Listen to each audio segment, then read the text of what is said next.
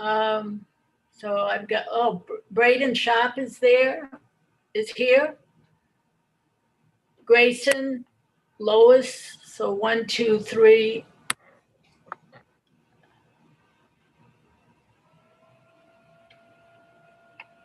Yeah. It says 37 participants, but. There are 28 in the attendee room. Okay, so 1, 2, 3, 4, 5.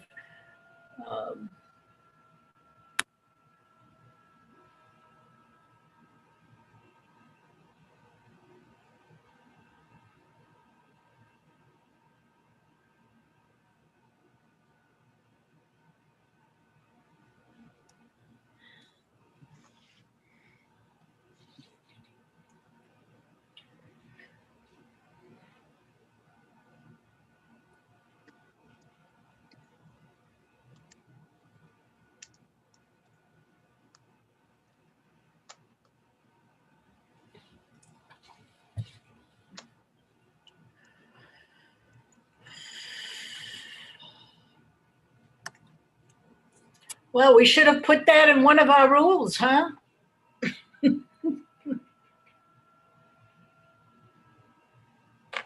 What in one of our rules? If we could start really close to the time we're supposed to start. Yeah, well, we were caucusing for this morning's thing, just like you folks were the other day. Not you folks, the House. Yeah, but anyways. No, I totally agree. We've got to figure out a way to, because we let the public know, and my comments are to everybody.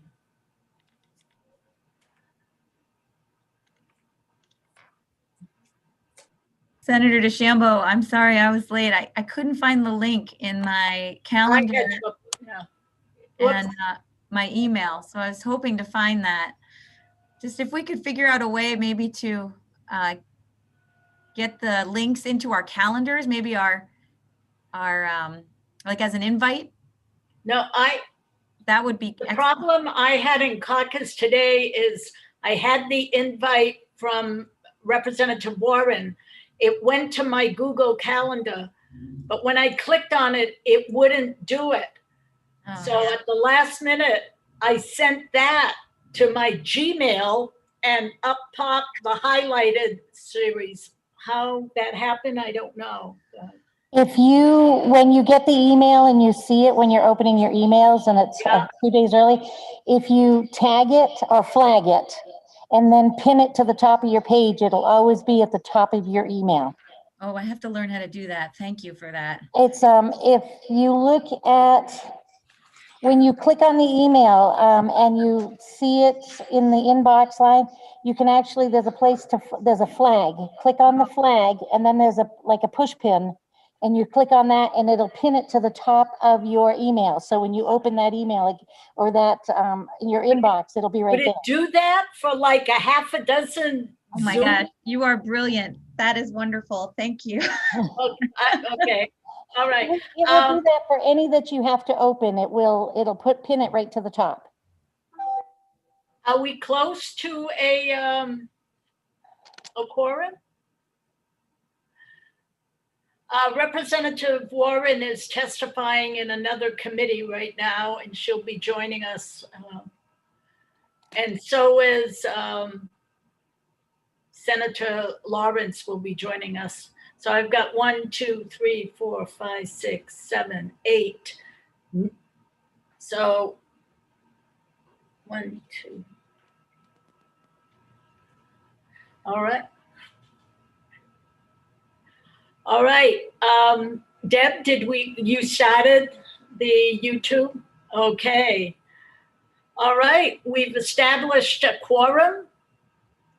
We need 7 members to have a quorum. I am, excuse me, Senator DeChambeau, and I'll be presiding this morning on this work session for the Joint Standing Committee on Criminal Justice and Public Safety. The purpose of this meeting is for the committee to receive information from staff and others in order for the members to consider the legislative proposals before them and make recommendations to the legislature. Only committee members, the committee analysts, and those specifically invited to attend will be participating in the work session using Zoom. For members of the public wishing to observe this meeting, it is being live streamed on the committee's YouTube channel and will also be recorded for viewing after this meeting is concluded. We are also broadcasting the audio of this meeting to the legislature's website. Materials will be provided electronically for this meeting, which it all has been, either through screen share, email, or posted on the committee materials page. When it comes time for the committee to vote, we must have a quorum present, at least 7 members. In order to be present, your identity must be visually verifiable on the Zoom screen. I will now call on members to introduce themselves. I'll begin by telling you I am Senator Susan DeChambeau, the Senate Chair of this committee. I represent District 32, which is Dayton, Lyman, Alfred, Arundel, Kennebunkport, and my hometown of Biddeford. I will look at the screen, and our co-chair, Representative Warren, is currently testifying in another committee and will be joining us shortly. Representative Rickett, please identify yourself. Thank you. My name is Lois Rickett, and I represent District 31, which is the ocean end of South Portland. And that's it. Thank you. Representative Lookner. Hey, is Representative Grayson Lookner, District 37 in Portland, out near the Jetport and the Fore River. Thanks. Representative Morales. Good morning. My name is Victoria Morales. I represent House District 33 in South Portland. Thanks. And Representative Renicki. Good morning. I'm Shelley Renicki. I represent House District 108, which is Fairfield, Mercer, and Smithfield. Once again, I just want to say that I think doing these Zoom meetings and not speaking in front of the public is a disservice to our constituents. Thank you. I'm going to ask the people in that room if you turn off your mic while someone's talking. There's feedback when the representative spoke. And now I'll introduce Representative Costain. Thank you, Madam Chair. Representative Costain, I represent House District 100, which is part of Etna, Dixmont, Newport, Plymouth, and Corinna. Thank you. Representative Newman? I'm Representative Dan Newman, House District 76, Belgrade, Rome, Mount Vernon, Fayette, Vienna, and Wayne. Thank you. Senator Searway. Good morning. I'm Senator Scott Searway and represent District 16, which represents Waterville, Winslow, Fairfield, Benton, Albion, Clinton, and Unity Township. Thank you. Representative Sharp?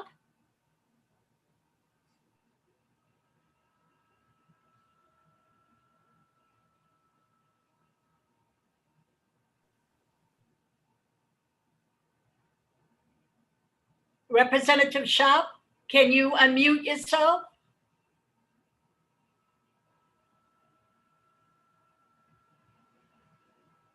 I've lost him. Representative Sharp, thank you. Oh, Representative Sharp, can you hear me and can you introduce yourself, please? Third time's a charm. How about that? Okay. Braden Sharp, District 46, Durham, Pownell, North Yarmouth. Thank you.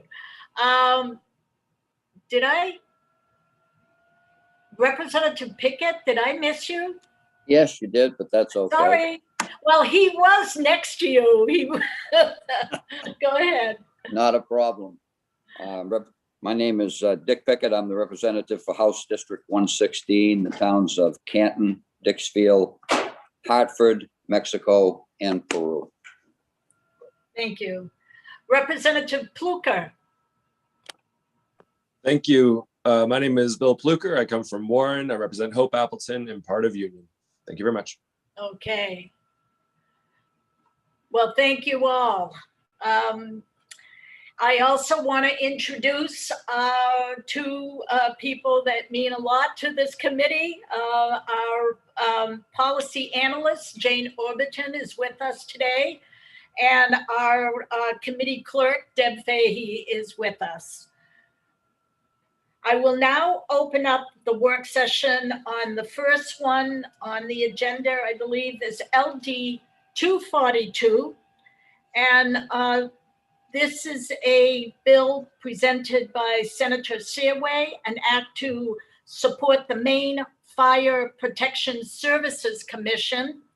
And I will turn it over to our analyst who will remind us of our last public hearing on this matter. Thank you. Okay, thank you, Senator. This is LD 242, sponsored by Senator Searway.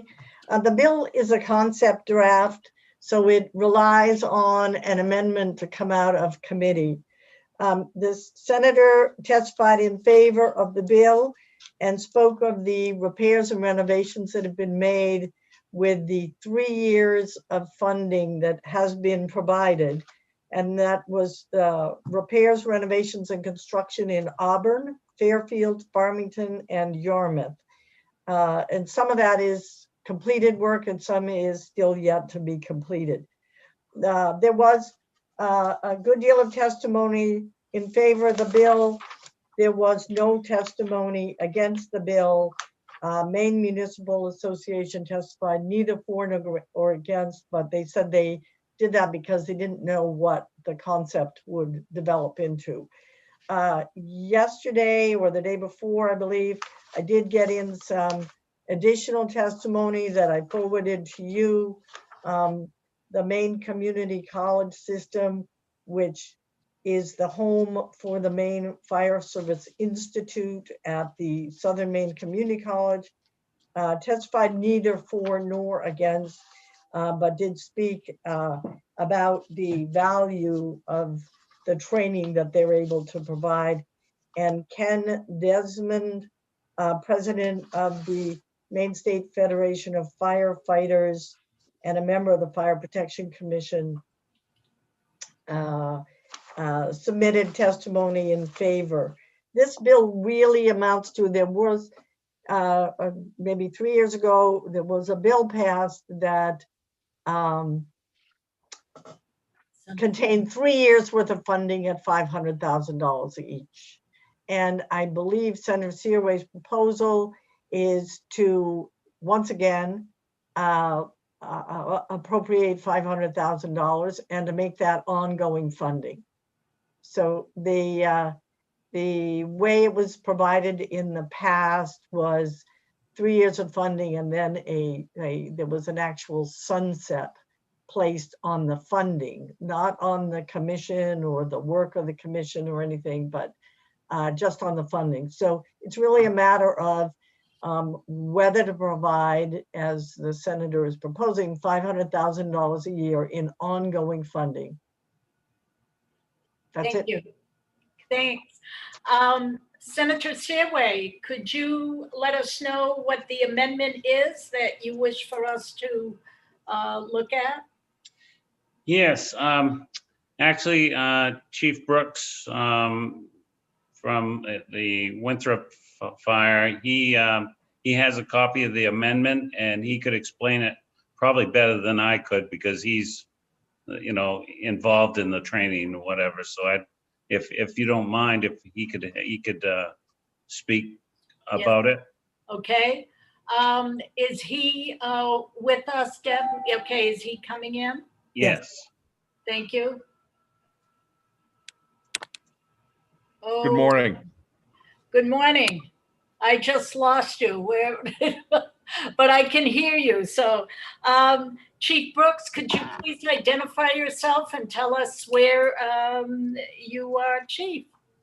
Yeah, I'm Dan Brooks, and I'm the chief of the Winthrop, Maine Fire Department, but I'm also the chair of the Maine Fire Protection Services Commission, who is ultimately the ones that originally established this program in order for us to repair the live fire training facilities across the state. Yep, thank you. No problem. So I have to speak somewhat unintelligently about the legal process and how your legislative this works. Essentially, what we're looking to do is just drop that sunset provision out of the original funding under the original law, so that instead of its ending this year, it would continue on indefinitely. And this would be money that would be used to repair the current facilities, replace the older ones, some of which are in excess of 30 years old, and possibly construct some new ones to get to our target of having a facility basically within an hour's drive of 90% of the firefighters in the state of Maine. So that was the original program, and we're just looking to continue that. At the time that that bill went through, it was presented to us by appropriations that the only way they would accept the funding or to agree to funding it is if there was a 3-year sunset. So we're now just looking to have that sunset removed. I do not have the amendment directly in front of me. It was originally put together by Jane. She had put together some wording that she sent back to both me and Senator Searway.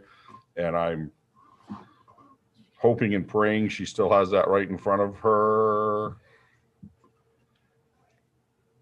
Are you looking for, I don't have anything right now, but it's, the committee is quite accustomed to voting on a concept and seeing the language later.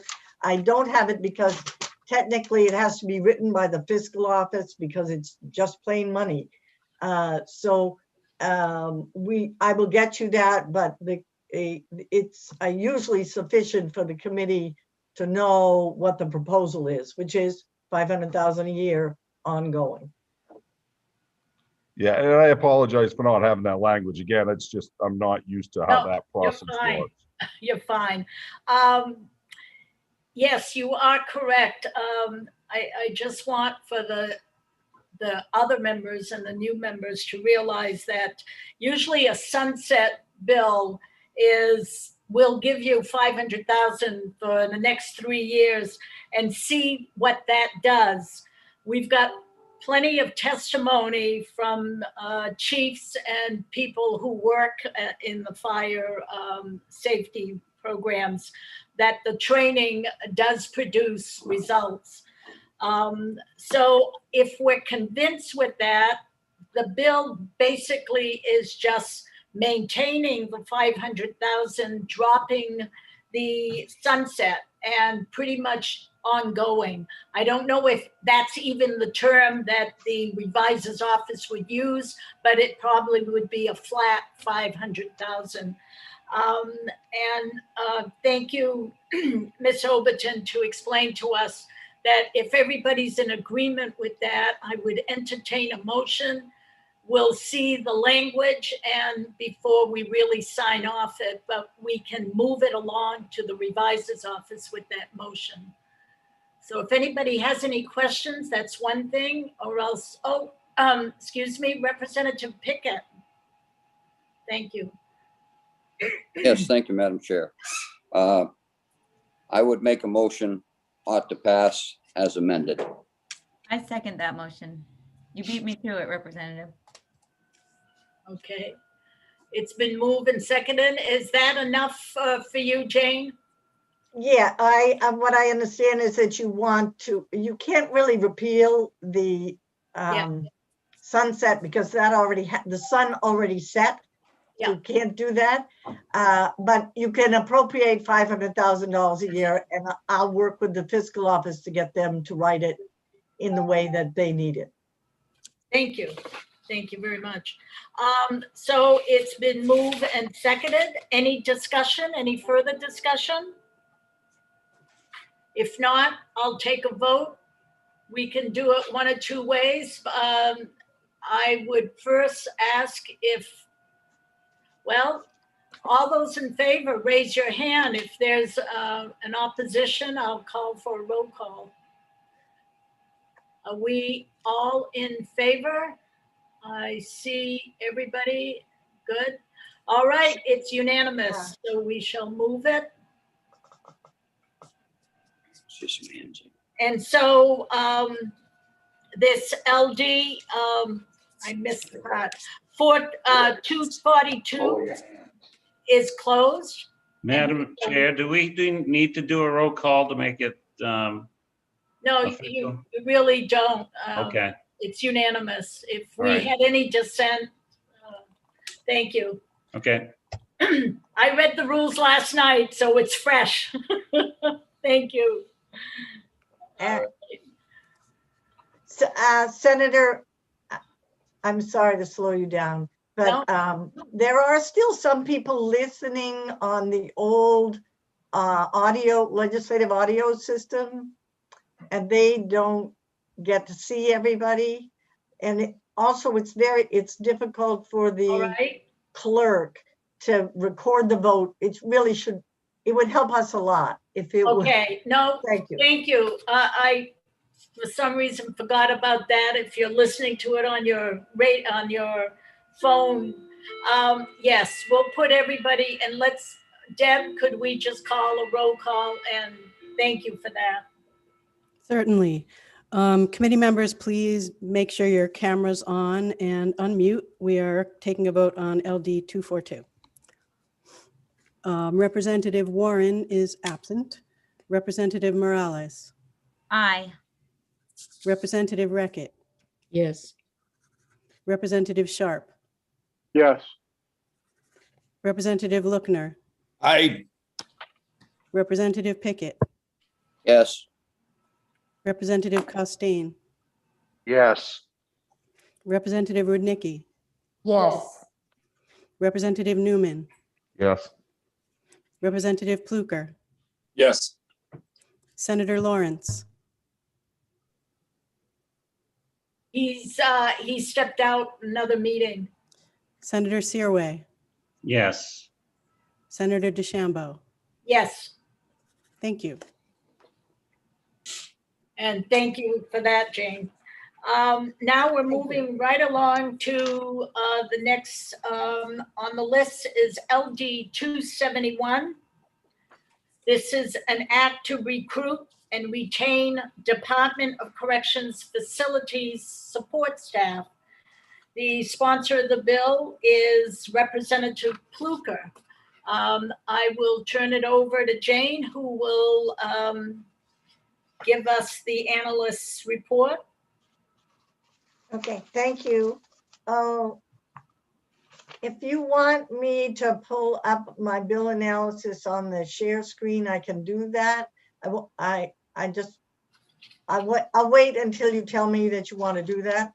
I think it's beneficial to us. It's been told to us they don't really like that, but I don't understand that. So please do. Well, we can take it as on an individual case. I'll pull it up now. When you want me to take it down or you want me to scroll through it, let me know. Okay, let's do it.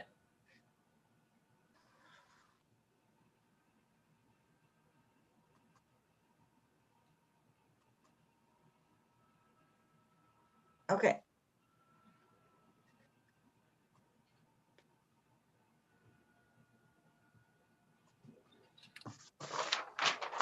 Okay. This bill provides a wage adjustment of $2 per hour for Department of Corrections staff in correctional facilities who are in support, maintenance, and other non-supervisory positions beginning in September of this year. In 2016, guards received a $2 per hour wage increase, and other employees in correctional facilities were not included in that. The There was a suggestion that the word guard be changed to correctional officer, so we could do that when that would be a small correction to make when you are putting together your amendment. Jeff McCabe from MSEA spoke in favor of the bill. He mentioned a state market pay report that was done and submitted to the State and Local Government Committee in 2020. George Peterson testified in favor, also Lisa Wittes, Jeffrey Taylor, and Peter Lehman. Let me see. I don't have any new statements in support. There was no testimony in opposition. Brina Bissell, for Director of Bureau of Human Resources in DAFS, spoke, and Commissioner Liberty spoke. They both spoke neither for nor against. They both talked about the importance of going through collective bargaining and using those usual procedures rather than using legislation to accomplish pay increases for people. The bill is identical to LD 820, I think it was, from the 129th. And that bill came out of committee with an amendment to establish a recruitment and retention committee to evaluate the need for wage adjustment and to report back. That bill was voted out of committee, but it was actually never reported to the House because of the early adjournment. I don't have information right now on fiscal impact. I did get something in the mail this morning from Jeff McCabe, which pertains to last year's bill. And it was the bill analysis for last year's bill. I can try to pull that up on my screen if you would like, or if you would like, I really, since that just came in, I'm really shouldn't be the one to speak about it, but I think Mr. McCabe is here if you'd like to speak with him. Before we do that, we'll hear from the sponsor. And just a correction, Jane, 129th, the bill was LD 802. 802, thank you. Before I turn it over to Representative Pluker, this bill was first heard a work session in March of 19. It was tabled 4 times until there was a work session. There was a divided report in March of 20. But however, as Ms. Overton explained, it was an ought to pass as amended. And the ought to pass as amended was that they would have a study group with the Administration of Financial Services and Human Resources. The reason that never happened is, and that's why it's back for people listening, is it was left on the table and a carryover was approved, which means if we had returned during last summer, we would have taken it up. But because none of these bills that were carried over were heard, it died and we're back to ground zero. So it's the same bill, but it does not have the amendment that the last session voted on. So that's the background. I will now ask if Representative Pluker wishes to make any comments on the bill. Thank you, Senator DeChambeau. I think, you know, the bring bill that is, down, Jane, so Sure. we can see everybody. Thank Of you. course. Thank you, Senator. I think this bill is, you know, it's a pretty straightforward idea of bringing compensation back to folks who missed out on it in 2016. Carrying it out is obviously a little bit more complicated than the sentiment and the intent behind it. I think there's a lot of unanimity. We're all unanimous on the idea of supporting our staff, supporting the workers who are doing this in difficult situations. And the job hasn't gotten any simpler for the passage of time. I'm happy to talk to anybody who has questions on it. and so we can work through that process. Okay. Does anybody have any questions of Representative Pluker?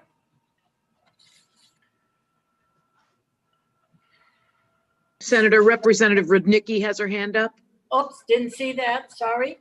Thank you. Representative Renecki. And welcome, Representative Warren. Thank you. Madam Chair. So my question is this. There are unions. They are represented by the unions. This should definitely be collective bargaining. I think we're getting on a slippery slope if we try to adjust pay within the legislature. I think this needs to go and let the union and the administration deal with it in a bargaining situation. It's much easier to deal with that than to try to legislate this. And if we legislate this, what's to stop every other bargaining unit to come forward to the legislature to have us start dealing with their pay? So I really think this needs to go and just let the bargaining units do their job. Thank you. Thank you. Could I comment to that, Senator? Yes, if you have an answer for that, go. Yeah, I very much, I appreciate that sentiment and appreciate that idea. And the problem is that this we're already falling down this slope. This problem was created because the legislature made changes in how they were going to approach pay, and we've also seen this happen in multiple other bargaining units where the people's pay was affected by the legislature. So the idea behind this bill is that the legislature created this problem. Let's fix the problem. And then I very much support that idea that the administration from there on out should just deal with it in collective bargaining.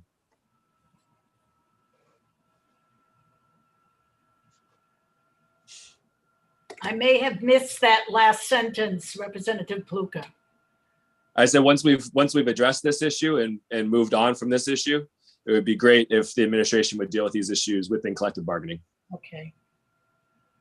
Representative Pickett. Yes, thank you, Madam Chair. This question is for Representative Pluker. Representative, these positions we're talking about here, the first question I have, are they bargaining unit positions? Is every single one of the positions represented by union? Yeah, the positions that we're trying, even though they didn't get a certain stipend or whatever, are they listed as, are they in a bargaining unit? I guess is what I'm saying. Are they bargaining unit positions? The majority of them are. There is a chance that Jeff McCabe coming behind me could explain that there perhaps are some that are supervisors that are not covered by a contract, but I'm not clear on that myself. Okay. And so if I have a question for you that is from my jail administrator, so I thought I'd ask it to you, so I'll have an answer to take back to him. Sure, yes. He says, if these are bargaining unit positions, why are they not negotiating raises through the bargaining process? And then he says, if and when this passes, it yet again makes it harder for counties to recruit and retain, just like it has with corrections officers over the past few years. How do you respond to that question, sir? Yeah, I totally agree that it is the recruitment and retention across the system is getting more and more difficult, and it's going to be an issue that's going to continue to be a problem within the jails. DOC is obviously facing the same issue, and that's why we're trying to deal with it within DOC. I do not have an immediate solution for our jail supervisors, though very happy to work with them on, trying to figure out how we can help them with their recruitment and retention issues. Follow up, Madam Chair. Yes, please. And thank you for that answer, Representative. And I know, just like you said, in the Department of Corrections, and it's interesting that the Department of Corrections has spoke neither for nor against the bill, but they also made it known that they believe that the issue should be taken and worked through with collective bargaining. So they're the ones that are having the issue. And I don't think there's any one of us, sir, that, that do not believe that these people, these employees for our state, all employees, state employees, are hard workers. They're people that we respect. We want to do right by them and things of that nature. But in these very difficult times, we have to really be careful of how we go about doing it. We want to do it right so no one gets hurt. And so I guess my question to you is, have you had the opportunity to talk with the commissioner or someone from the administration in regards to why they want to proceed with the collective bargaining and not with what you're trying to do through the legislature? Have you had a conversation like that with anybody from the administration or DOC? I have not had that conversation this time around. I had a lot of those sorts of conversations a couple years ago. And I think the conversation boils down to the executive branch would like to perform the executive branch function and doesn't want the legislature to be involved in what they perceive as their own process. I would, Madam Chair, may I Yes. Propose something to Representative Pickett? I just want Representative Pickett, I wanted you to take a look at the on Miss Orbiton's analysis, the amendment which came out of the committee last year. And I know you're probably just seeing it for the first time today, but to take a look at that and see if that sort of process would help as you look at this bill, to make sure that we're handling this in an appropriate way, essentially creating a committee to look at the needs within the department and see if we are able to move it forward along those lines. I'll be glad to do that, sir. Thank you. Thank you.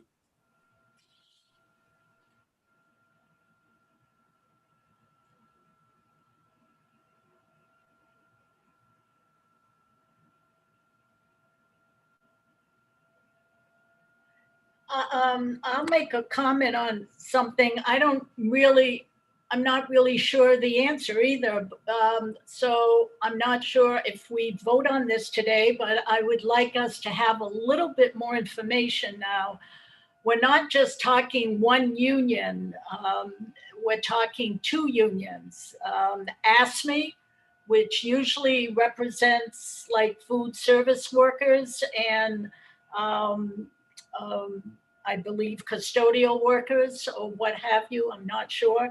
MSCA does represent administrative services, secretaries or union clerks.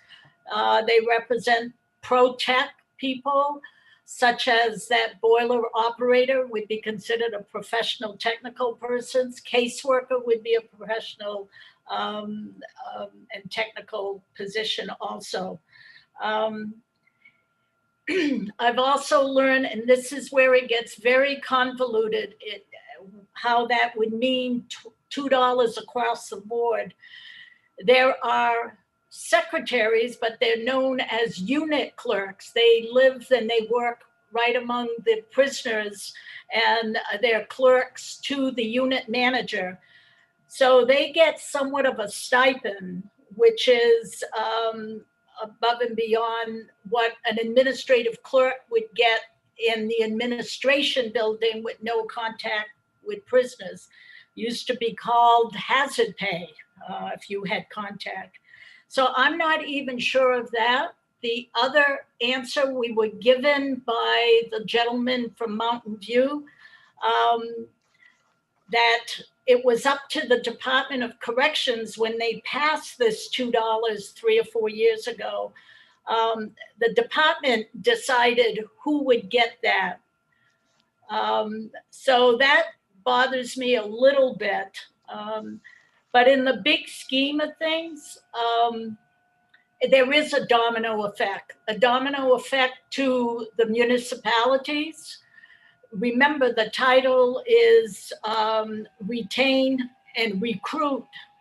I'm not sure if support staff, there's a problem of recruiting or retaining support staff.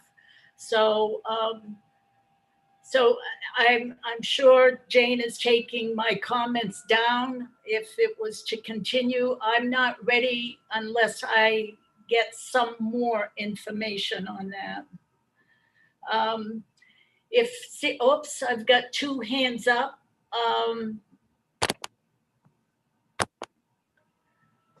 The first one is Victoria Morales, followed by Representative Pickett. Thank you, Senator. You know, we've discussed this bill. I remember we discussed it 2 years ago at length.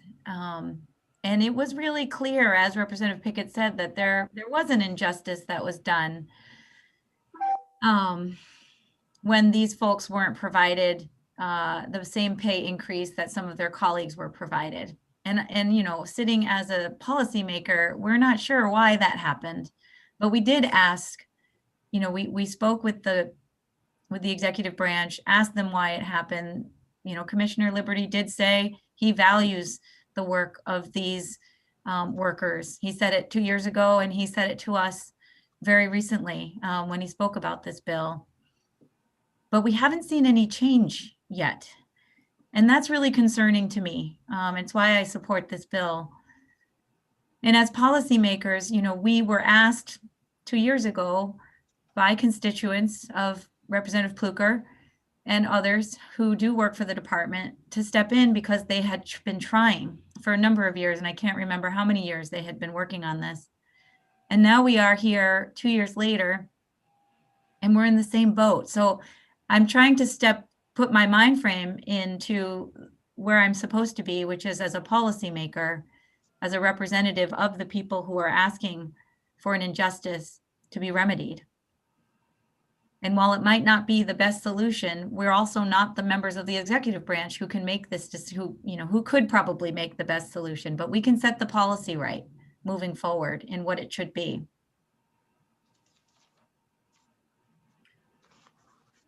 All set. Representative Pickett. Yes, thank you, Madam Chair.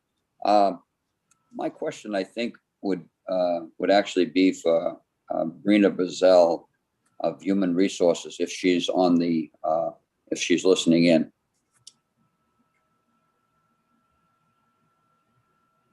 I just brought her over. Are we all set? Yeah. Okay. Ms. Bazell, question I have for you is, and you may have talked a little bit about it in the public hearing, but I wanted to ask you again. The people that were we're trying to identify when we had this bill, when it was 802, and I remember you being in committee testifying at that time on that. And your testimony has stayed pretty solid on what it was then and now. But have any of those positions that we were debating and talking about that had not received their stipends or whatever, have any of those positions through the collective bargaining piece that you are supporting and the commissioner is supporting as well, have any of those been dealt with and been awarded, anything had been awarded on any of those particular employees since that time? Or are we right back, are we still right at that standstill where we were in those employees that were here testifying in front of us? Are they in that same position, all of them, and no one has been taken care of at all? If you can answer that. I can answer that, Representative Pickett. So last time we spoke, it was almost a year ago, I believe. And we weren't in collective bargaining at that time. We actually do have a demand to bargain from MSEA, and meetings with the MSEA bargaining team among themselves have already started, with the state joining them at the table soon. So there was no bargaining between last year and this year. We had a 2-year contract in place that expires this June. So we're now entering negotiations for that successor contract. And it would be our expectation to see proposals around this at the bargaining table. And I understand that there's some concern that there might be some unfairness, but we look at the whole situation, and the recruitment and retention that was done previously was for correctional officers and not around support staff. So there was another incentive put in place for the career ladder around correctional officers. There's a lot to look at. A lot of other positions in corrections get other types of stipends as well. So we consider all of that at the bargaining table. Follow up, please. Yes, go ahead. So then, Ms. Purcell, if I'm hearing you right, then the people, regardless of what bargaining unit they were in, that were talking and testified a year ago, or when we were here, those people right now, where bargaining has started in MSEA, and I know there was 2 unions at the time, I believe, that were involved, and that 2 unions spoke on it. I don't remember right off the top of my head what the other one was, but is it your position that those employees will be encompassed in bargaining talks on their contracts coming up, that you're going to be starting negotiations with sometime in the very near future? Yes. And I think you're thinking of a different bill that AFSCME was also testifying on. AFSCME represents the correctional officers. I don't know that they testified on this bill, because all of the AFSCME correctional officers are the ones that got this $2 I think you're right. per I think hour. you're right. Yes. Thank you for But there were clarifying that. several other bills where they were present. Thank you. Thank you, Madam Chair. I have Representative Warren. Thank you, Senator. I would like to hear from Mr. McCabe from MSCA SCIU. And before I ask him my question, I want to say that I agree with Representative Rudnicki. In most cases, we would want this decision to be made by collective bargaining. Absolutely. That's why we have unions. That's why folks are members of unions. But we're talking about 5 years this has been going on. So for me, that puts me in a little bit of a different place, although I agree with Representative Rudnicki. But I also know that because we've had this similar situation of an extended period of time, many years, where we're seeing this discrepancy in wages of our own public employees, this would not set a precedent. The precedent has already been very set. So I would like to ask Mr. McCabe, who knows much more about this than me, could you give us some examples of where we have done this? Because I know that we've had to do this previously. So Mr. McCabe, could you share that with us? And thank you for being here. Thank you. Thank you, Chair Warren, Chair DeChambeau, members of the committee. I am Jeff McCabe. I serve as the Legislative and Political Director for MSCA, Maine Service Employees Association. I did write down some answers to some other questions, but starting with this first question, if I may, I personally, as a legislator, worked on recruitment and retention stipends for folks in law enforcement. Those would have been folks in state police. Those would have been folks in the warden service. Those would have been folks in Department of Marine Resources. And that was also to address a huge issue that the state was facing in regards to recruitment and retention. And I remember working that bill with then Senate President Mike Thibodeau, working with Senator Davis and others, all who agreed, and as we agree with Representative Rudnicki, that the best place for any sort of salary agreements is in collective bargaining. But this is an issue that did start in 2016. It's an ongoing issue. Also, if I could, just thinking back to when this was originated, both folks within MSCA's bargaining unit as well as folks within the AFSCME bargaining unit came forward to the legislature to ask for your help to address recruitment and retention and improving wages. And the committee acted, and those wages were only increased for those within, for the most part, the AFSCME bargaining unit. And since then, the state has actually come to MSCA and made other agreements to take people off of the list because those wages are not competitive in certain job classes. So I did provide some information to the committee. My apologies for just sending it over this morning. It's still a little bit challenging getting used to this sort of remote nature of things, but that's information that was provided last year from Department of Corrections, and actually not even just in 2020, but in 2019. So this bill has gone on. It appears to me that this is now the third time that the state would have an opportunity to bargain around this. And I agree, bargaining is the best place for this to be addressed. But this is an issue that was created by the legislature and by the department in the way that the stipends were applied.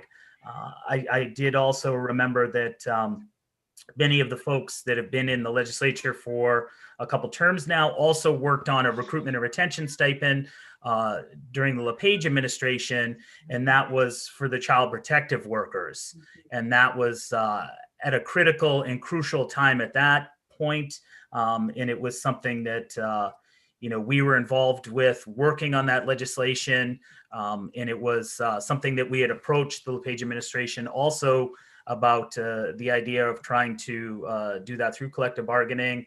But it was something that due to the emergency nature, due to the legislature's involvement at that time, also the Government Oversight Committee, that it was done through the Legislative Committee.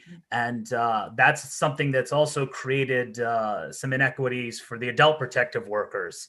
We actually had a bill in last year around the adult protective workers and trying to get them the same stipend because they do a very similar job to child protective, just with the adult population. So definitely a precedent set. And to Representative Pickett's question, I do agree that recruitment and retention across corrections, both for the state and both for the county, is a major issue. It would be something I think for this committee to look at, to sort of study that issue. And I also think that in many cases, municipalities, or not municipalities, but actual counties probably have more flexibility with wages than possibly even the state. And I imagine there's probably some counties at this point in time that may even be more competitive. But it's been a little bit since I looked at sort of those wages and compared them. But it would be something that I'd be curious to see that type of information. And I know the department tracks that very closely. Senator, may I do a follow-up? Yes, please. Thank you. Mr. McCabe, did you say that of the list of folks who we're talking about who haven't received this $2, the department has come to you to ask that some of the folks on that list actually get the $2 because their current salaries are so low, they're having trouble attracting folks?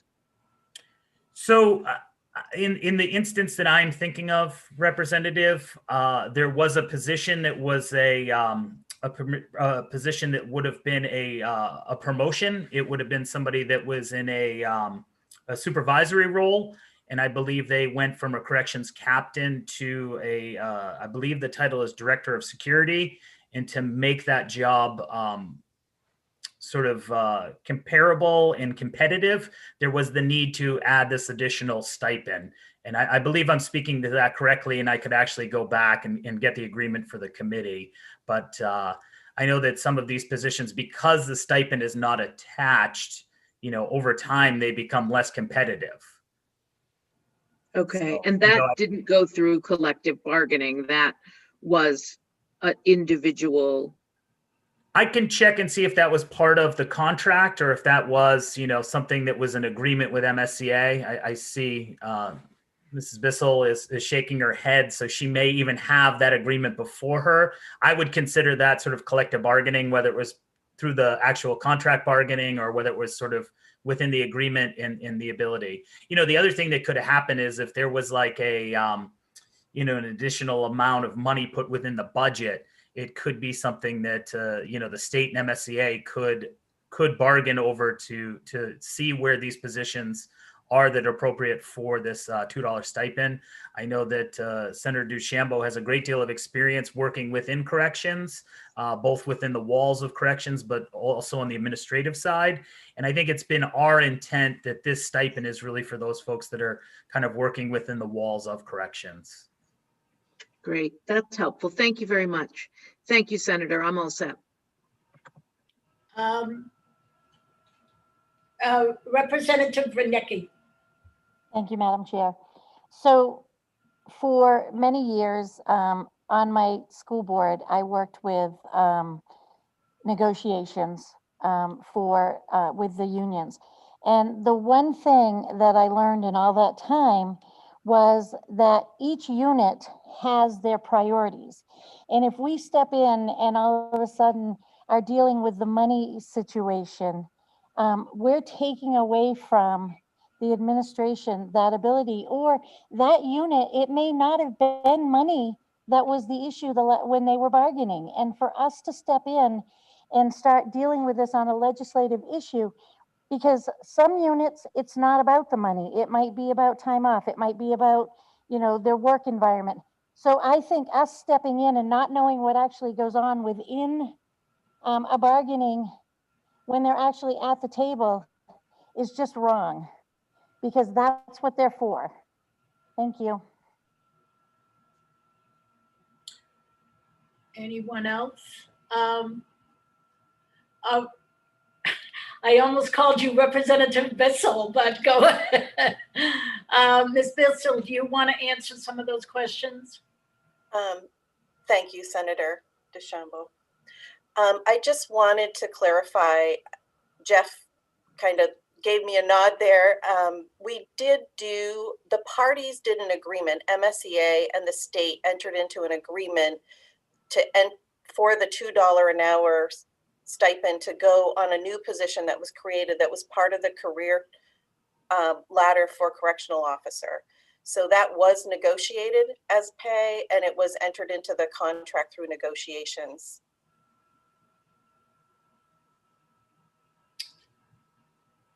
Anyone else have any questions? I think we have a bunch of questions.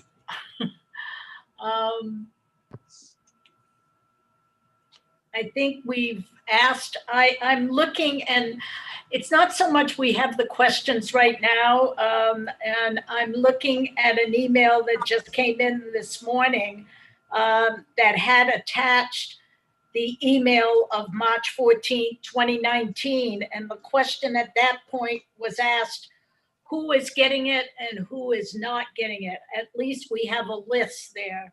I don't know if that needs to be updated or what that means. So I'm gonna think about this for a minute. The only ways that staff can get the $2 is if the department themselves submit it in a budget. It has to go through human resources, I would think, or some agreement. Or there's legislation that we would, as quote, policymakers, pass a bill that, and we would have to identify everybody, I guess. So walk me through that, Ms. Bissell. How do we do that? So when we do negotiations, the legislature passes legislation to fund the contracts. So that's how we have funded the changes through negotiations when we negotiate them. Yeah. Okay.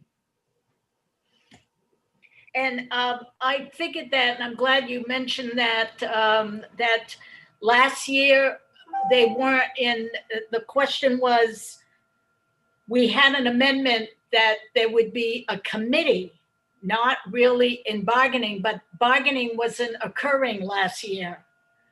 But if this bill had passed, which it was ought to pass, and the amendment was, let's say it would have passed last March, the amendment was to have a committee study it.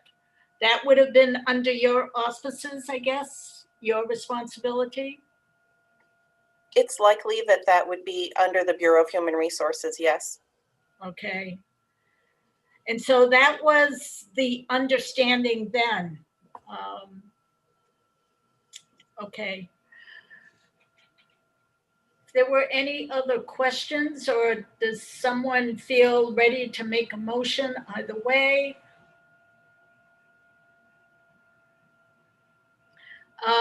I see, well, I saw Representative Pluker, but Representative Warren has her hand up. Representative Warren? Thank you. I'll make a motion to table. Is there a second to that motion? A second. Representative Pluker, second. Any discussion on the tabling motion? Is there something specific that you need for information if you want to look at it? Senator, there's no discussion allowed on a tabling motion. Table. That's it. I thank you. So I will call for a vote, and Ms. Fahey, would you call the roll, please? Thank you. Committee members, please turn your video on and unmute. We're taking a vote on LD 271 to table. Representative Warren. Yes. Representative Morales. She seems to I have don't see her. stepped away. Representative Reckett. Yeah. Excuse me, yes. Representative Sharp. Yes. Representative Lookner. Aye. Representative Pickett. Yes. Representative Costain. Yes. Representative Rudnicki. Yes. Representative Newman. Yes. Representative Pluker. Yes.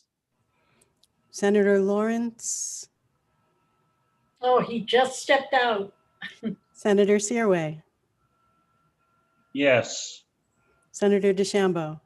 Yes. Thank you. Representative Morales is back.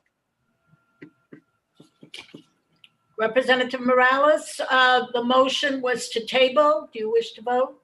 Yes, I do. My apologies. Thank you. No, that's quite all right. You're welcome. Representative Morales. Oh, Yes. Thank you. well, there's been a unanimous decision to table this, so the work session for LD 271 is now closed, and we'll just move on. Thank you. Next on the agenda is LD 346. 346, an act requiring the use of propane and natural gas detectors. And this bill, the sponsor is Representative Reckett. And I will ask Ms. Orbiton if she's ready. It's hard to shift gears, I know. Ms. Orbiton, if you could run Sure, by this- the, yes, go ahead. This is LD 346, an act requiring the use of propane and natural gas detectors. It is Representative Reckitt's bill. It is identical to the committee report, ought to pass as amended, from last year on LD 1962. And that actually did get as far as having a fiscal note, which said that any cost to the University of Maine system could be absorbed. So I want to make sure that you knew that.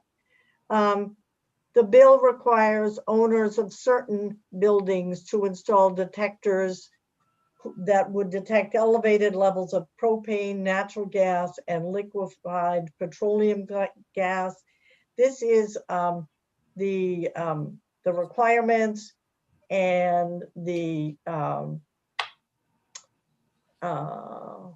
facilities that would apply to, though this is exactly like the current law on smoke detectors and carbon monoxide detectors.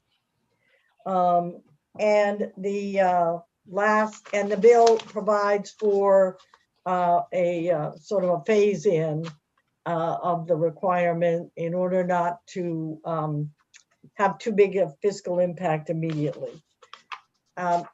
Representative Reckitt spoke in favor and provided background information. There was no testimony in opposition.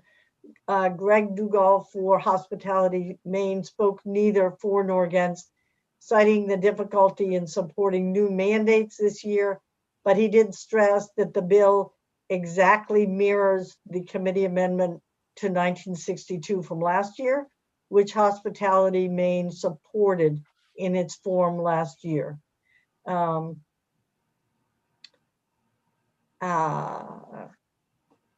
There was, Samantha Warren did suggest that in one place, there be an amendment so that it read that in every room containing an appliance fueled by propane, that be changed to in every room containing an appliance that combusts propane. So I know that Greg Dugal was going to work on that. And I also heard from Richard McCarthy from the Fire Marshal's office this morning, asking for an explanation of what the amendment was. That's the only amendment that I'm aware of. I'm sure Representative Reckitt is very well informed on this bill. And I'm sure she can speak with you, and also perhaps Mr. Dugal, Ms. Warren, or Richard McCarthy. Thank you. That's all. I will ask the representative, the sponsor, Lois Reckitt. Do you wish to make any comment? Yes, thank you. I just want to remind people that this bill was a result of the horrific explosion that happened in Farmington. That was the reason that the person who asked me to sponsor such a bill came forward. Although they were not themselves Farmington residents, but they looked at the implication for the type of building that they lived in.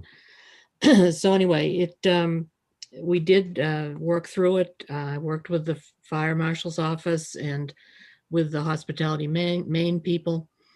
And this is, with the exception of the proposed amendment by the university system, which I am in agreement with, is exactly the same as the previous bill. My only question is whether or not we need to push back the effective date by 1 year in order to give Hospitality Maine more time to have inns and so forth come into compliance. So I just have to check the date on last year, on 1962. If the date on 1962 was 2022, then this one should be moved to 2023 in order to continue my commitment to the hospitality industry, that they would have more time as need be to implement this. Other than that, as I say, it's exactly the same as the one last year, which we all voted unanimously ought to pass.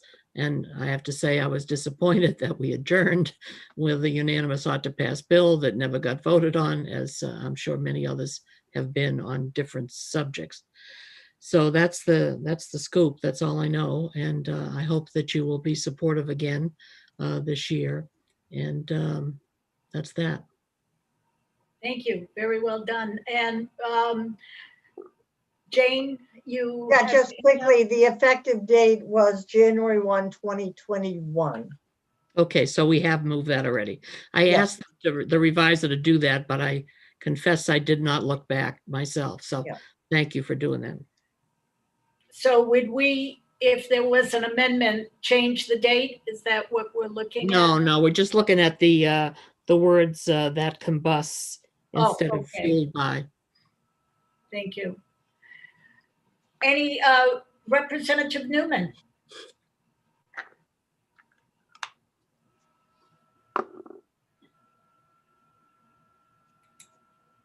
Yeah, thank you, Madam Chair. Just a little background first on what my background is and what I do is I've been in the fire protection industry for about 33 years. I'm also a firefighter, and I also have an electrical and propane license. So I've got 2 or 3 little questions having to do with this bill. When we met the other day and talked about it, somebody had asked, would this have made a difference in the explosion in Farmington? And I heard somebody say yes. From my reading of this legislation, it wouldn't have made a bit of difference. There's nothing in this legislation that would have required any type of detectives in this office building. Because all I see in this legislation is multi-residential and things like that. Also, I've been dealing with commercial restaurants and commercial cooking equipment for 33 years. I don't see where this would help, say, in the city of Waterville, where you have a House of Pizza on the first floor in downtown, and then you have office buildings or an apartment, one apartment above that. Commercial cooking equipment have standing pilots, and if the pilots go out and run for 3 or 4 days, you're going to fill a restaurant full of gas if it happens to be closed, but you'd never let anybody know upstairs that this propane is filling the building. So I'm just kind of wondering how this bill would address a couple of these issues. If I could respond, part of the, I absolutely agree with you, Representative Newman. I don't believe it would have helped in either of those circumstances. Unfortunately, this to me was the first and most logical step vis-a-vis human life in residential settings, and either temporary or permanent residential settings. And to have done what you have suggested, which would have been perfectly fine with me, seemed like a step too far to begin a process of integrating these kinds of detectors in the same kind of overall way that we do them with carbon monoxide and God knows I've forgotten what the other one.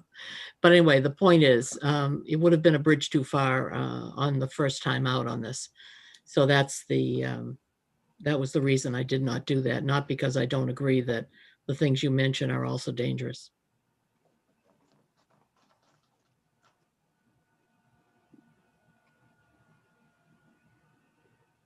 Oh, and I apologize for that. I am really involved in reading this here. I've got Senator Searway and Senator Searway. Yeah, go ahead. Thank you, Madam Chair. Just wondering if we should take the time and maybe get some input from the Fire Marshal's office, if what the language could be to add that in that Representative Newman had mentioned, because it seems like that would be a very critical piece when you've got commercial propane coming in or natural gas, and the residents doesn't really have that much control over it. Thank you. Representative Newman, you had your hand up and now you're gone. Okay. Where is he? Yeah, I basically I was going to say the same thing, kind of. So. All right. If I could respond, I would have no problem with that unless it was going to tank the bill, because I think that some steps are better than no steps, and that's where I'm at with this. So if the fire marshal has the possibility of drafting such a additional piece, I'd be happy to do it. I worry a little bit about the fact that it took quite a while to get all the innkeepers and everybody to agree to do it by a year later than we had proposed. And whether or not, if we're looking at all the restaurants in the state on a time when all of them are in trouble for one reason or another, it might be sufficient pushback that we'd get nowhere. But if this were to work out, I'd be absolutely happy to introduce additional legislation in another session or in the emergency or in the special session to do what you ask. It's not that I disagree with it. I just tactically, I'm not sure I could manage it. So, but I'm willing to try if that's what you want. Representative Pickett? Yes, thank you, Madam Chair. I think the point that the Representative Newman has brought up, I think we probably all agree is a good point. And I understand what Representative Record has said in regards to where we are now with this particular bill. But I just throw it out there for the rest of you to kind of decide whether or not you think this might be a good idea. And that is tabling this motion. I'm not making a motion, but tabling this motion just to give a chance to take and see what the fire marshal has to say on it, and to see whether or not it is feasible to put into this bill. And if not, we can come back and we can always put it in as is if that turns out not to be the case. But to just have that conversation, especially in light of what happened in Farmington, and thinking of the example that Representative Newman just spoke about, having a commercial building underneath and apartments up top and everything. None of us ever would want to see a disaster like that happen again. And anything we can do to try to help that from never happening again is certainly going to be well accepted by not only us as a legislature, but more importantly by our constituents that depend on us to do things that are going to help to make them safe. I'm going to follow up on that, and thank you for all those comments. I'm looking at the proposed amendment that came out of the university, and it's interesting that it talks about a hotel and motel. You've got to have that safe. Then a children's home, emergency children's home, a residential care center, shelter for homeless children. All right. And it came out of the university, so they specified a fraternity house, sorority house, dormitory for educational facilities. And then it says each unit in any building of multi-family occupancy. And that pretty much is your municipal code enforcement officer making sure that those multi-family buildings have one. And when I look at that, if the bill passes and then we're asking people who own those buildings to have a detector, then the same municipality that's holding those people accountable to have one, the municipality is also responsible for schools or places where people work, like City Hall or Town Hall. And I had heard, we're not talking about a lot of money. I remember the testimony was, it was not really all that expensive. So I'm very surprised that we're not even expanding this, but I understand that what Representative Breckett said. So, so that I just want to throw that out. I see Representative Warren followed by Representative Pickett again, if he has his hand up. Thank you, Madam Chair. I may be misremembering this, Representative Reckett. So if I am, you'll have to straighten me around. Didn't you start off with a much larger bill? And then am I remembering correctly that the entire restaurant industry and retail association came in and was just completely opposed? And so that's why you pared it down to where you are now, which unfortunately, people weren't there for that experience or don't remember it.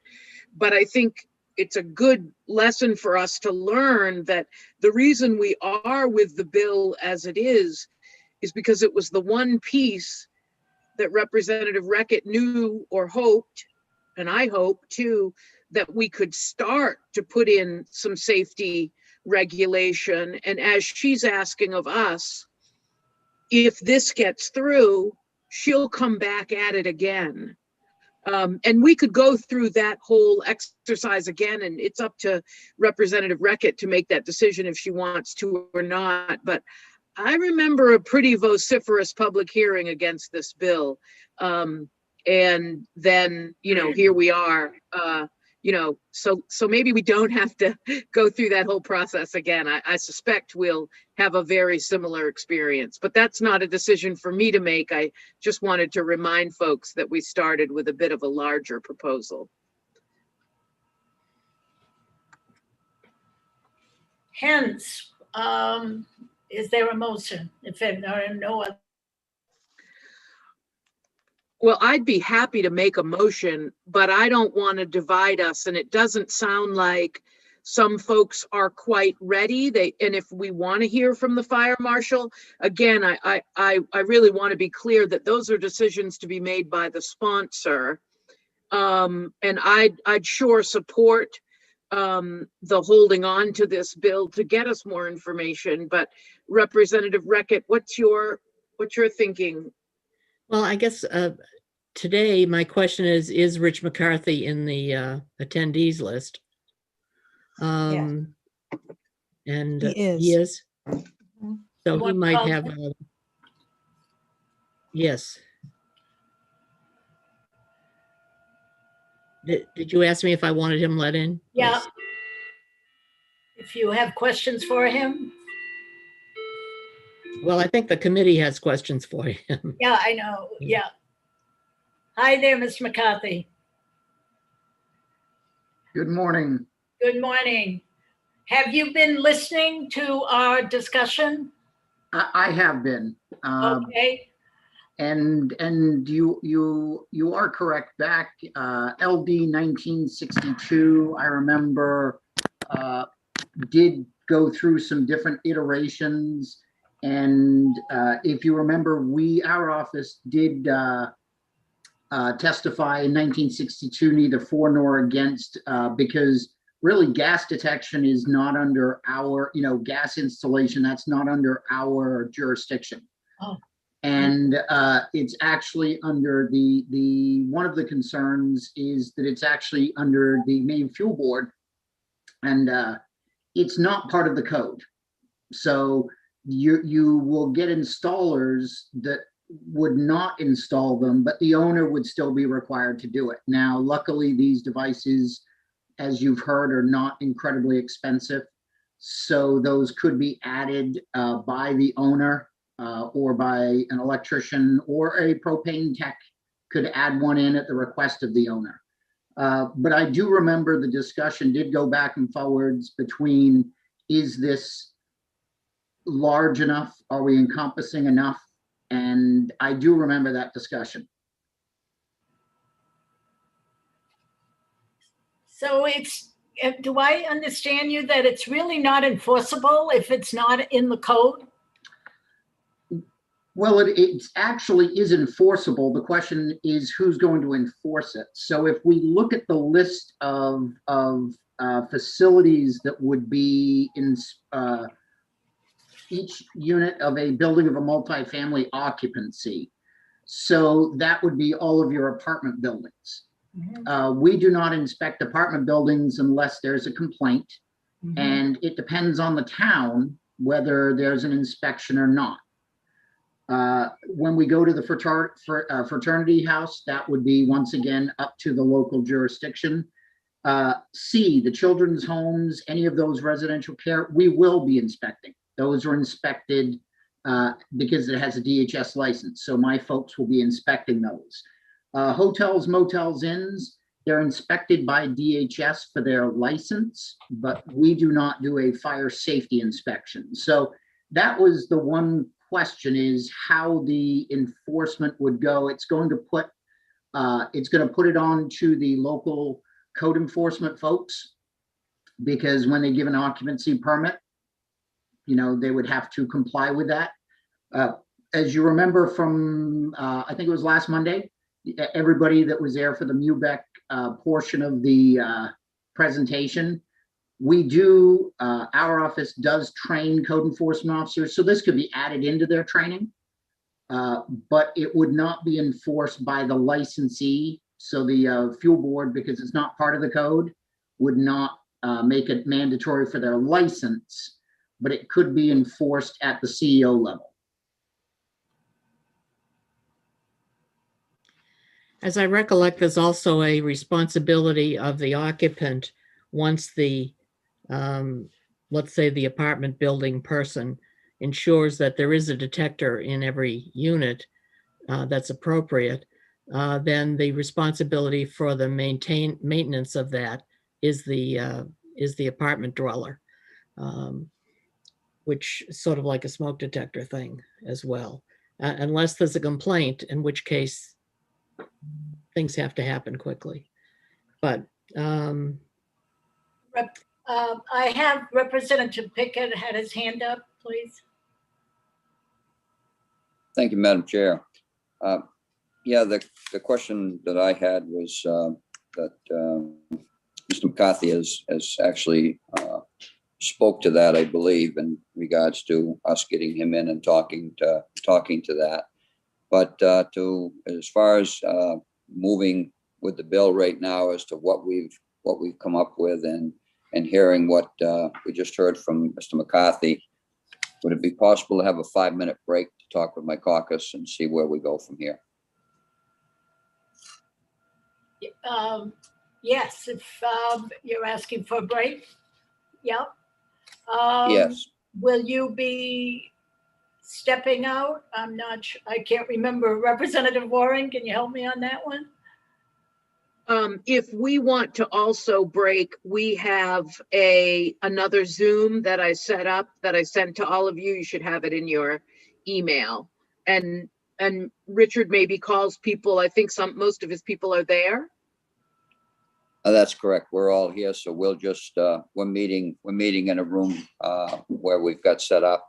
So we'll just go there. And how long do you think you need? 5 minutes enough? 10 minutes? What do you want to do? I think 5 minutes is enough.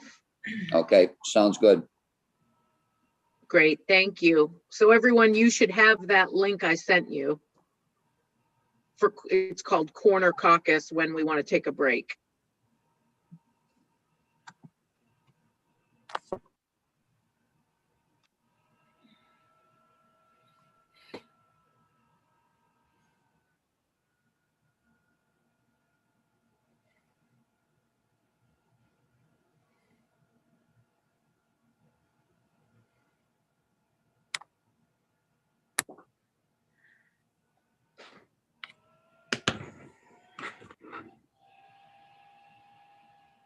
Lois, would you mute yourself, please?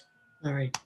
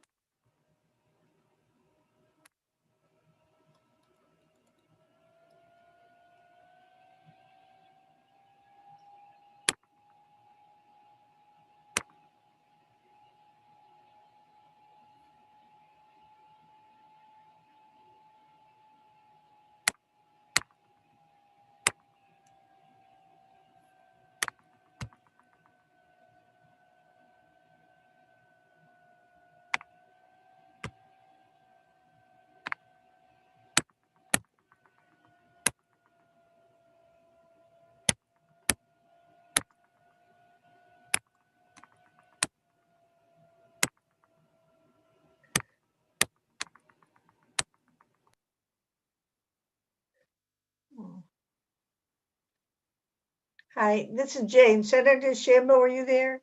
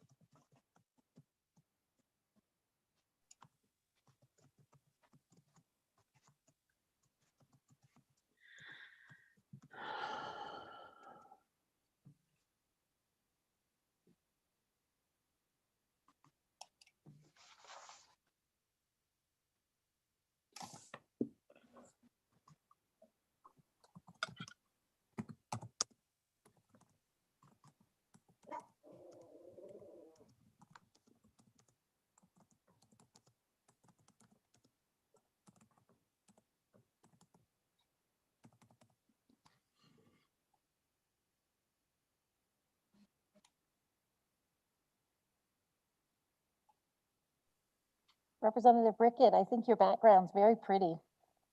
Yeah, it was one of those sample ones they gave us.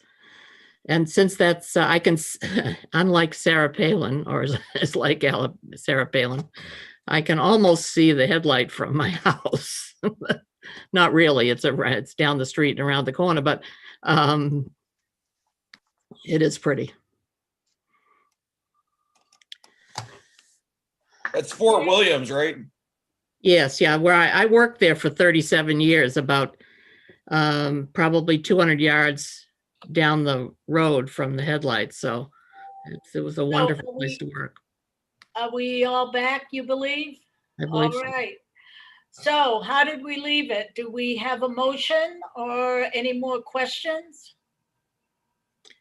Is it possible for me to make a motion? Yes. I'd like to move to table. I'll second. Want a table? Okay. No discussion on a tabling motion. I'm saying that to myself, okay. Who seconded, Senator? I did. Representative you. Warren did. You're Thank you. welcome. We'll have a roll call. Thank you. Committee members, please turn on your video and unmute. We're taking a vote on LD 346 to table. Representative Warren, Yes. Representative Morales. I don't think she's back. Representative Reckett, Yes. Representative Sharp, Yes. Representative Lookner, Yes. Representative Pickett, Yes. Representative Costain, Yes. Representative Rudnicki, Yes. Representative Newman, Yes. Representative Pluker, Yes. Senator Lawrence, not back, Senator Searway, Yes. Senator DeChambeau. Yes. Thank you.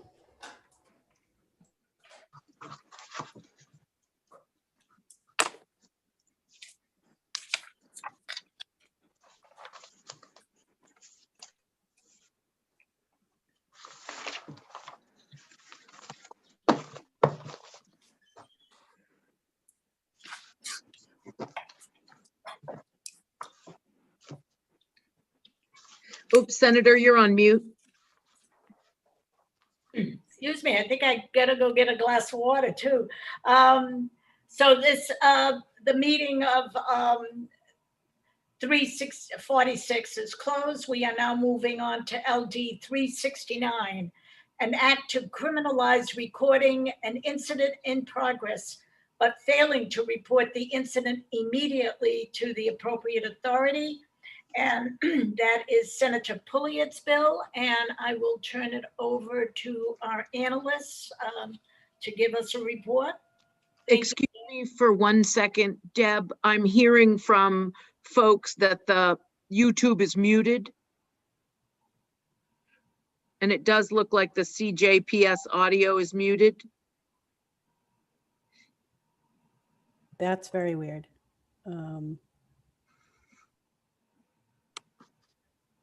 Representative Warren, I have to step out and get something to drink, okay? Okay, sure, sure.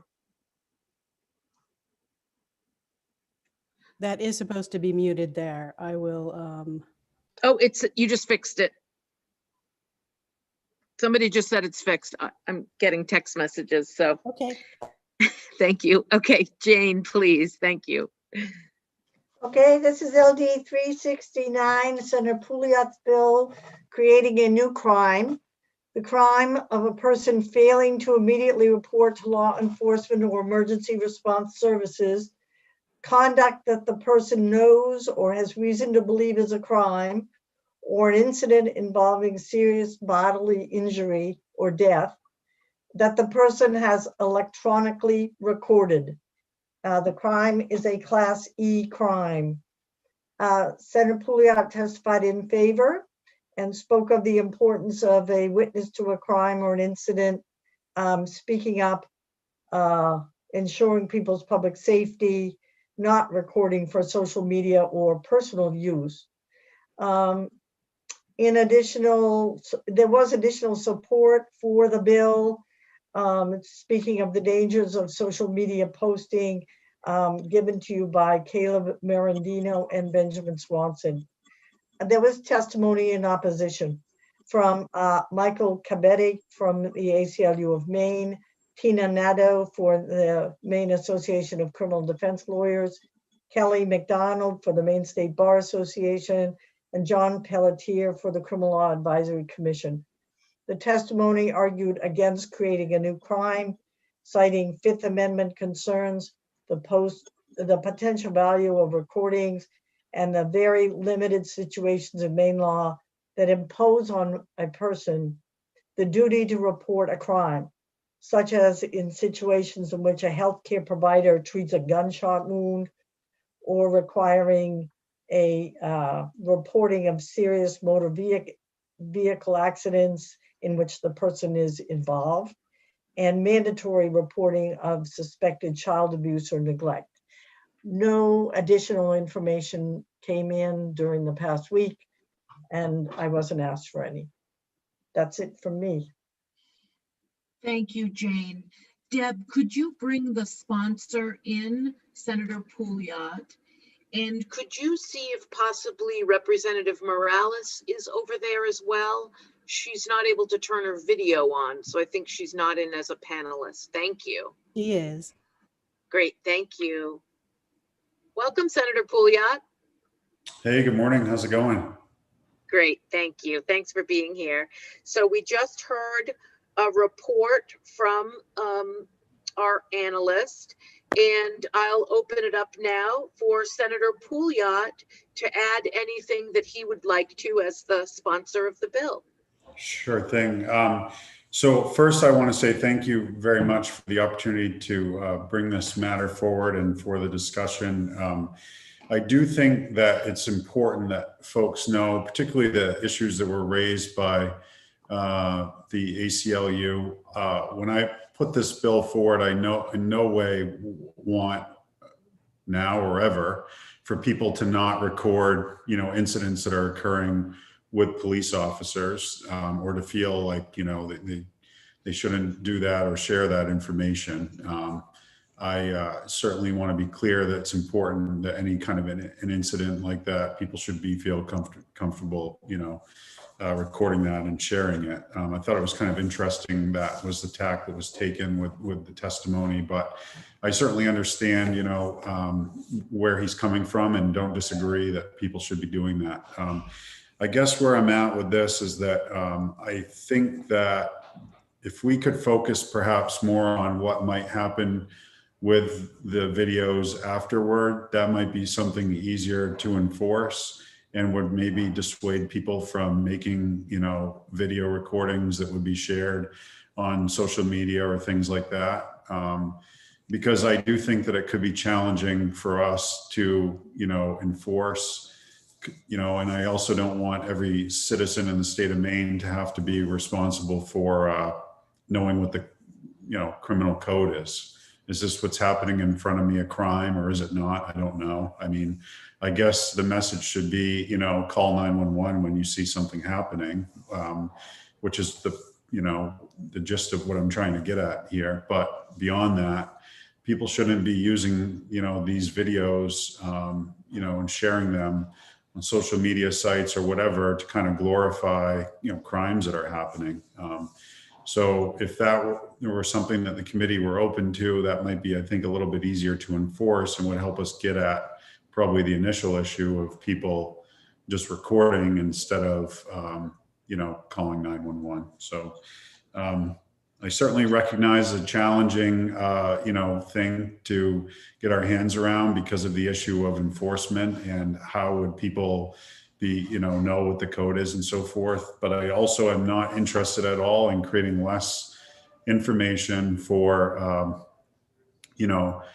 perhaps prosecutors to use in a case or things of that nature. So I leave it up to you to decide what to do with this. No hard feelings either way, but I do think that there's strong public support for people not exploiting these kinds of situations. And if something can be done to help prevent that, then I'm all for it. Thank you, Senator. I see Representative Pickett. Thank you, Madam Chair. I think the good senator was sitting in my caucus. He said about everything that I had planned on saying, because I too, and so does our caucus, we believe strongly that when someone sees something going on out there and it's a violation of law that stands for somebody either to get hurt or somebody being attempted to be abducted or whatever the case may be, some of the more serious crimes that I would like to think, and I think most people out here would pick up the phone and use it to dial 911 first before they do any recording. And I'm in full agreement with that. However, I don't think that they should be held criminally responsible and charged if they video something like that and they're not they don't immediately report afterwards on that. So that being said, the point that I really feel strongly on is there is a tendency out here to exploit things over social media. And many times the people that are in the video that are getting exploited are being over and over and over traumatized, and their families and everyone else involved in it. So it is a serious problem that really needs to be taken care of. So I think this bill here, with all the good intentions it had, I don't think it's a bill that we can support, but we certainly, at some point down the road, I think we need to come back with a bill that is going to deal with the exploitation part of it, and once and for all, deal with that part to save many heartaches for families who have had something horrible happen to maybe a family member or something, and have to have it be recounted over and over on social media, which we all know happens, regardless of whether that person is a police officer being hurt or killed, or whether it's somebody else, a civilian being. Either way, it makes no difference. Either way, it's terribly painful, and terribly traumatic for the families of those left behind. So that being said, I would make a motion on this bill ought not to pass.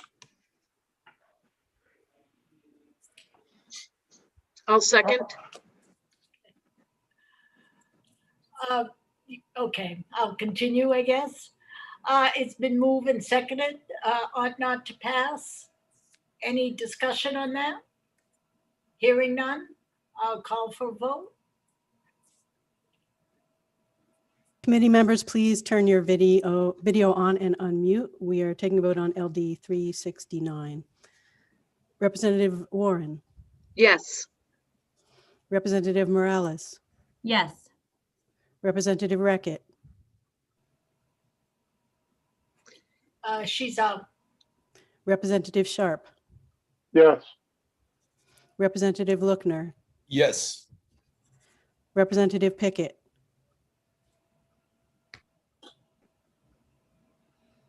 Representative Pickett? You're muted. You're muted. Oh, sorry about that. Yes.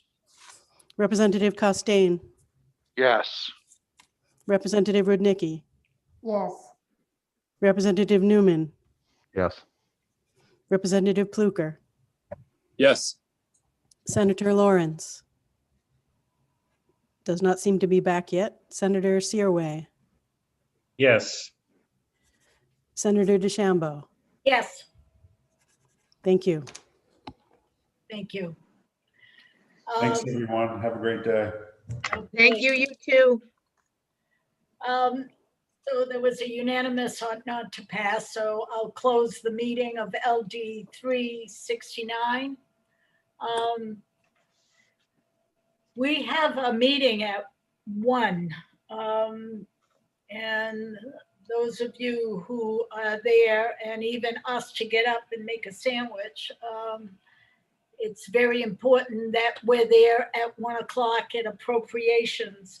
We have 2 bills left over. One, I would presume, or maybe both, could be long. I would like to move that along to Wednesday.